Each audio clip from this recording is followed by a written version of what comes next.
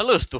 जय हिंद। मैं Nandlal Sharma Nandlal study research centre फिर से आपका स्वागत करता हूं। श्रीमान, जैसे कि आपसे जानते हैं, आज हम एक नई टॉपिक के बारे में बात करेंगे। वो क्या रहेगा? मेडिकल से रिलेटेड रहेगा। क्लियर हुआ? आपको जैसे पता है, किसी भी पैरामिलिट्री फोर्स यानी कि अर्धसैनिक बल हो गया, ठीक है, इसमें जब भी आप फार्म अप्लाई करते हो तो उसके एक मेडिकल स्टैंडर्ड से यानी कि मेडिकल की प्रक्रिया से, चिकित्सीय प्रक्रिया से गुजरना पड़ता है। तो आपको मैं दोस्त बता दूं, ये जो इतने मेडिकल परिस्थिति, इतने 90% इसमें कैंडिडेट पास हो जाते हैं। उसमें कोई उतना हार्ड नहीं होता है। क्लियर हुआ दोस्त? मैं आपको बता दूं, इसकी पूरी मेडिकल स्टैंडर्ड के प्रोसेस समझेंगे, क्या क्या प्रोसेस रहेगा। इसके साथ साथ अगर इसकी निवारण भी समझेंगे, यानी कि सॉल्व इसकी, इसको कैसे बचें और क्या क्या प्रोसेस, पूरी लास्ट तक वीडियो देखिएगा दोस्त, काफी बेहतरीन होगा। अगर आप बीएसएफ ट्रेडमैन का मेडिकल स्टैंडर्ड पास करना चाहते हैं तो देखिएगा। वीडियो थोड़ा लंबा हो सकता है, लेकिन लास्ट तक देखेंगे तो काफी बेहतरीन होगा। जैसे कि मैंने बोर्ड पे भी लिख रखा है, आपको हेल्प के लिए लिख रखा है, ताकि और भी आपको क्लियर समझ में आए। जैसे कि ध्यान दीजिएगा दोस्त, आंख का चेक होता है, आपको अच्छी तरह पता है। हाथ का भी चेक होता है, नाक का भी, दांत का भी, पैर और फुट यानी कि और भी हैं कुछ, कमर हो गया, कान हो गया और पार्ट उट हो गए। और मेडिकल के दिन इन सभी बातों का ध्यान रखना चाहिए। कौन कौन सी बातें हैं, इस सारा मैंने दिखा रखा है। अगर आप सोच रहे हो कि यहाँ पे कमर हो गया तो कमर लचक, मैंने यहाँ सब कुछ लिख दिया, बस आप स्क्रीनशॉट कर लो और ले लो, बस हो गया, कहानी खत्म, मैं तो समझ गया। नहीं दोस्त, इसके साथ से मैं पूरी डिटेल समझाने वाला हूँ आपको, मतलब एक स्टेप बाय स्टेप वाइज। तो चलिए शुरू करते हैं बिना देरी का। लास्ट तक देखिए। अगर चैनल पर नए दोस्त नए हैं तो सब्सक्राइब जरूर कर लीजिए, ताकि ऐसे ही रिलेटिव वीडियो आपको पल पल के इस चैनल के माध्यम से दी जाती है। तो चलिए शुरू कीजिएगा दोस्त। देखिएगा, मैंने यहाँ पे प्रोसेस में ये लिखा है, बीएसएफ ट्रेडमैन की मेडिकल कैसे होती है। ठीक है भाई, ये तो हमारा डन हो गया। दूसरी पॉइंट क्या है? मेडिकल के दिन क्या क्या होता है, क्या जांच या फिर चेक किया जाता है, क्या क्या चेक किया जाता है और कैसे होता है मेडिकल। ठीक है, तो चलिए शुरुआत करते हैं। अगर आप बात करोगे कौन आंख को लेकर, ठीक है, आई मतलब आंख की चेक कैसे होती है। देखिएगा, कलम से इशारा करके आंख को चेक किया जाता है, मूवमेंट की। अब देखिएगा, कलम की मतलब कुछ भी हो सकता है, मार्कर भी हो सकता है। उनके पास जो साहब के होते हैं, जो मेडिकल स्टैंडर्ड नर्सिंग के होते हैं, वो चेक करते हैं। तो कलम इशारा, पहली पॉइंट ये हो गया। ये कभी राइट करेंगे, कभी लेफ्ट करेंगे। इससे ये होता है कि जो आंख का ये मूवमेंट होता है, ठीक है, ये मूवमेंट को चेक किया जाता है इनके अकॉर्डिंग। ठीक है, तो आपको आंख की मूवमेंट को इस तो लगभग बस सभी का ही सही होगा, लेकिन फिलहाल ये बहुत से कैंडिडेट को 0.2 मान लो आप कि फेल किए जा सकते हैं। कौन सा? ये आंखों के इशारे यानी कि मूवमेंट राइट लेफ्ट का। क्लियर हुआ? ये सब चेक होता है। कलर की पहचान कितनी होती है आपको। सपोज जैसे कि आप सब तो आप सुने भी होंगे कि कलर ब्लाइंडनेस आ गया। कलर ब्लाइंडनेस क्यों हो गया? कलर की पहचान की जाती है, चाहे रेड हो, ब्लू हो, येलो हो और ग्रीन हो, कुछ अलग अलग प्रकार के जितने भी कलर हैं आपको कलर रख दिया जाएगा। और दूसरी पॉइंट एक क्या होता है, कलर विजन कैसे चेक की जाती है। 10 फीट एरिया पे आपको एक बड़ा सा बोर्ड रखा होगा, जिसमें छोटा से लेकर बड़ा आपका इंग्लिश में या फिर एबीसीडी हो गया, या फिर क ख ग मतलब हिंदी वाला भी वर्ड आपको लिखे रहेंगे। तो आपको ऊपर आपको डिपेंड करता है कि आप इंग्लिश वाला, मतलब आपसे पूछा जाएगा कि आप हिंदी वाला बताना चाहते हो या फिर इंग्लिश वाला। तो किसी में छोटा रखा होगा, कोई से बड़ा, कोई ये, उस पर पॉइंट रख रख के एक एक पॉइंट कर करके पूछा जाता है। ठीक है भाई, कि ये बताइए ये कौन सा है, ये अल्फाबेट कौन सा है, ये वर्ड कौन सा है। तो इसके अकॉर्डिंग आपको पहचान की जाती है। यानी कि मैं ये बता दिया, कलर की पहचान, अंक वर्ड की पहचान आपको की जाती है। ठीक है, तो आपको ये मेन पॉइंट है। लास्ट में आपको जैसे चित्र में भी देख रहे हो, कलर रहेगा, उसके अंदर 1 2 3 या फिर कोई भी अंक या फिर एबीसीडी या फिर क ख ये सब लिखा होगा, उसकी पहचान कराई जाती है। जिसके कारण हम लास्ट में अंततः ये लिखा जाता है कलर ब्लाइंडनेस की। उसमें अगर जिस कैंडिडेट का दोष हो तो उनको कलर ब्लाइंडनेस की पहचान से पकड़ी जा सकती है। क्लियर हुआ? समझ, उम्मीद करता हूँ समझ पा रहे हो आप। तीसरी पॉइंट क्या है? काला धब्बा, यानी कि जो आंख की है, काला काला ज्यादा धब्बा नहीं होना चाहिए। ये कॉर्निया अंदर के जो लेके छोड़ के उसके साइड साइड में भी काला काला ज्यादा होता है बहुत से कैंडिडेट को आंख में, तो वो सब नहीं होना चाहिए। देखिएगा, उसके बाद से आंख का जो पीलापन होता है आंख के साइड में, पूरा ये जो कॉर्निया को छोड़ के आस्टेनिया जो कचाब है, कचाब जल, उसके साइड साइड में बाहरी परत में बहुत से ज्यादा आंख पीला होता है, जो कि धूम्रपान जो कैंडिडेट करते हैं। क्लियर हुआ? तो ये सब नहीं चलने वाला। उम्मीद करता हूँ आपको समझ में आएगा आंख में क्या क्या चेक होता है। ठीक है भाई, देखिएगा।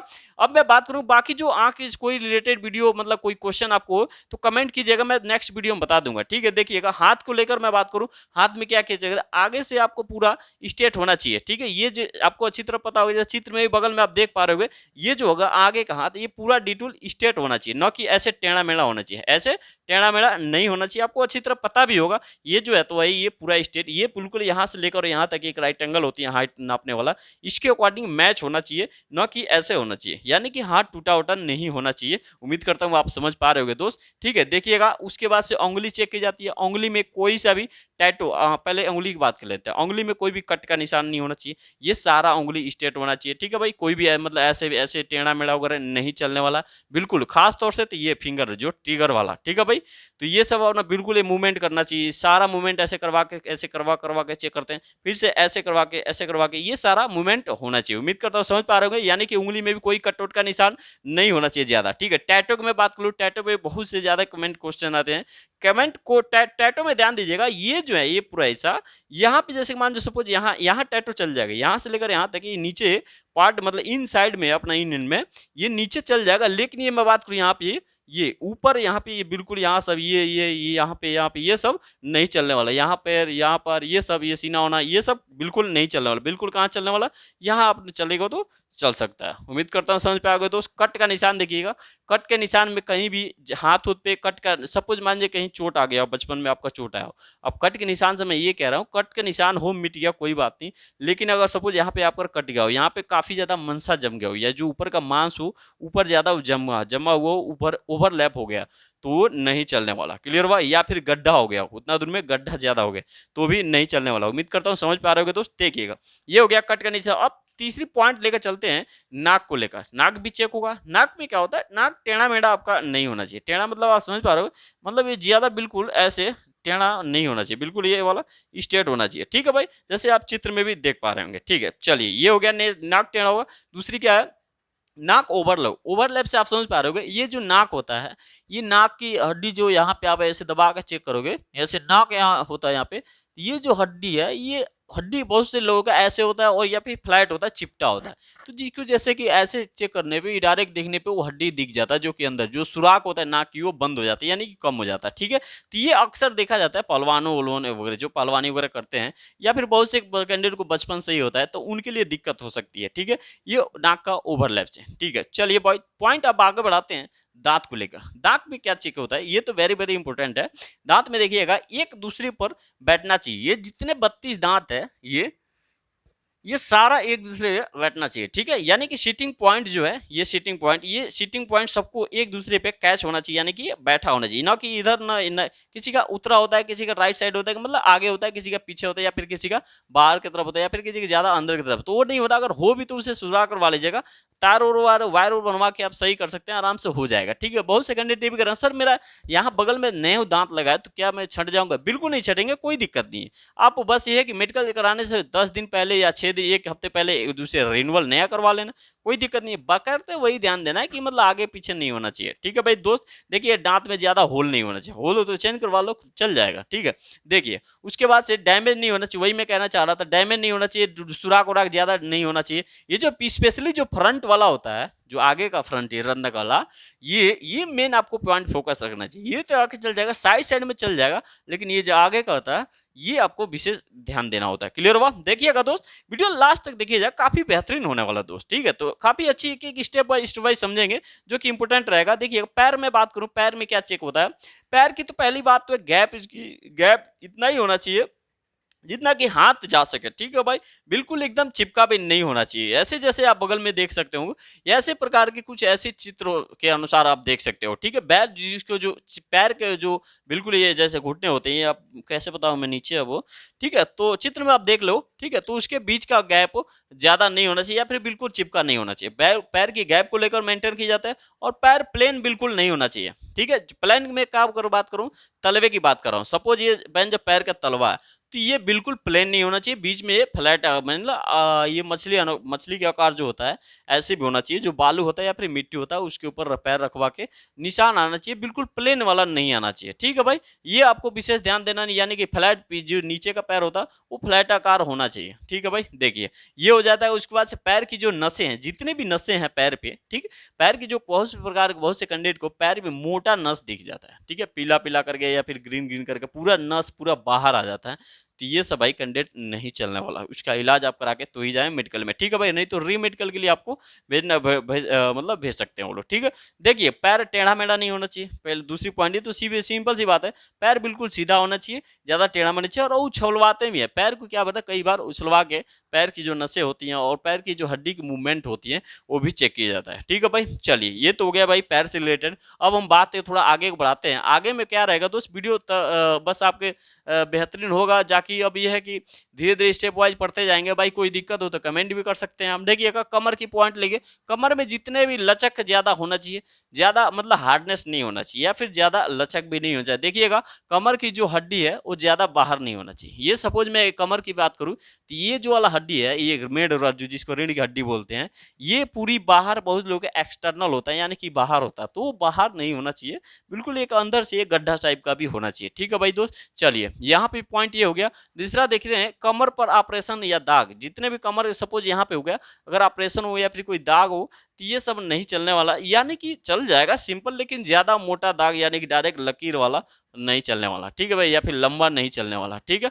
चलिए ये पॉइंट देखिएगा। कान, कान को लेके काफी इंपॉर्टेंट है। कान सबसे पहली तो पॉइंट ये है कि कान तो क्लीन होने चाहिए, जब भी आप मेडिकल कराने जाओ क्लीन होना चाहिए, या फिर डस्ट वोट वगैरह नहीं होना चाहिए, तो तुरंत री मेडिकल के लिए आपको डाल दिया जाएगा। बहुत से कैंडिडेट इसमें जाते हैं, कान जब भी मेडिकल करा के जाना है, कराने जाना है, तो आपको कान को क्लीन करवा के जाना है, जो भी कोई भी डस्ट नहीं होना चाहिए। कान से मवाद नहीं आ रहा हो, मवाद मतलब आप समझ पा रहे हो, जो पानी मतलब कान से जो एक्सटर्नल बेकार चीज होते हैं बाहर हो इसका, तो वो सब नहीं आना चाहिए। कान में डायरेक्ट सुराख नहीं होना चाहिए, डायरेक्ट होल आर पर नहीं मतलब सुराख नहीं होना चाहिए, जैसे चित्र में आप देख पा रहे हो कैसे मैं कहना चाह रहा हूँ, ठीक है। कान की जो हड्डी होती है वो लचीलापन होना चाहिए, बिल्कुल टाइट नहीं होना चाहिए। इससे आप क्या समझ पा रहे हो, जैसे कि आपको पहलवान लोग को देखे होंगे तो पहलवानी करते करते इनकी कान की जो नस से हड्डी होती है ये पूरा टूट जाता है, एक दूसरे को ओवरलैप होता है, टाइट हो जाता है, मजबूत होता है।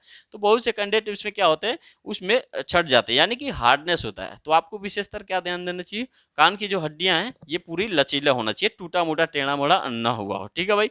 हड्डी सीधा होना चाहिए, जो भी ये कान की जो यहाँ की जो हड्डी है यहाँ से ऊपर एक चढ़ जाता है, वही कहने का मतलब ये है कि हड्डी बिल्कुल सीधा होना चाहिए। देखिएगा दोस्त ये आपको तो अच्छी तरह पता हो गया। कुछ पॉइंट एक और यहाँ से भी कुछ यहाँ तो आ ही जाता है, जैसे चित्र में भी आप देख पा रहे होंगे अभी, जैसे नसें मोटाई यानी कि प्राइवेट पार्ट आप समझ पा रहे हो, प्राइवेट पार्ट में कह रहा हूँ जितने भी वहाँ की नसें होती हैं वो ज्यादा मोटा नहीं होना चाहिए, लिमिट के अनुसार होना चाहिए। बाल जो होता है उसके वो बड़ा नहीं होना चाहिए या फिर ज्यादा छोटा नहीं होना चाहिए, ठीक है भाई। आपको एक्सटर्नल बाहर से यहाँ, जैसे यहाँ चित्र में देख पा रहे हो, बाहर से हाथ डाल के उनको चेक किया जाता है, ठीक है भाई, ताकि उसका क्या होता है ज्यादा बड़ा तो ना हो, या फिर ऑपरेशन वहाँ पे कुछ हुआ हो, कोई दाग हो वो ज्यादा बड़ा तो भी नहीं चलने वाला, ठीक है भाई। तो ये सब कुछ आपका पॉइंट है।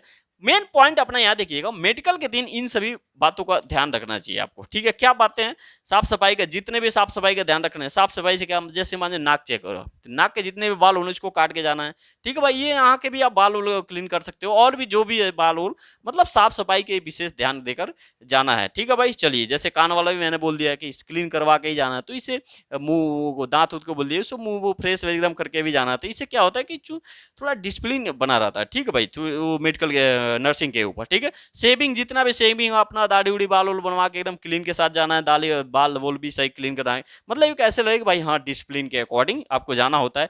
धूम्रपान या फिर कोई नशा वशा कोई भी यहाँ इसके लिए मेडिकल के चक्कर में कोई दवा ववा या कोई भी मेडिसिन लेने की कोशिश न करें, इससे कोई दिक्कत अपना गलत प्रभाव हो सकता है। डिसिप्लिन बना कर रखें, इत्यादि बहुत सी बातें हैं जो कि आपको काफी लाभदायक होने वाला है दोस्त, ठीक है। तो भाई ये रहा अपना मेडिकल का प्रोसेस पूरा बीएसएफ का। बाकी जो कोई भी दिक्कत हो कमेंट कर सकते हैं दोस्त, ठीक है। और भी कोई समस्या हो, कोई आंख से रिलेटेड, कान से लेके नाक से, मतलब कोई भी सर इसमें क्या होगा ऐसे क्या होगा, तो आप कमेंट कर सकते हैं दोस्त, ठीक है। दोस्त वीडियो अच्छा लगा, वीडियो लाइक शेयर सब्सक्राइब जरूर कीजिएगा। मिलते हैं नेक्स्ट वीडियो में, ओके। जय हिंद, वंदे मातरम।